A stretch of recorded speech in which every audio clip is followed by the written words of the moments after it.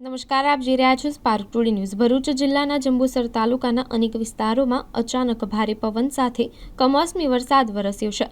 ગમે ત્યારે આવેલા આ વરસાદે સ્થાનિક જનજીવન પર અસર કરી છે।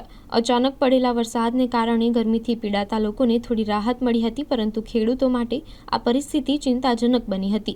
હાલ ઘણા ખેડૂતોના ખેતરોમાં પાક ઊભો છે અને થોડા દિવસોમાં કાપણી થવાની હતી। એવા સમયમાં વરસાદ પડતા પાકને નુકસાન પહોંચવાની દહેશત વ્યક્ત કરવામાં આવી રહી છે। વાતાવરણમાં અચાનક બદલાવ આવતા અને તીવ્ર પવન સાથે વરસાદ શરૂ થયો હતો। કેટલાક વિસ્તારોમાં વીજળી ગાજવીજ સાથે વરસાદ થયો હતો।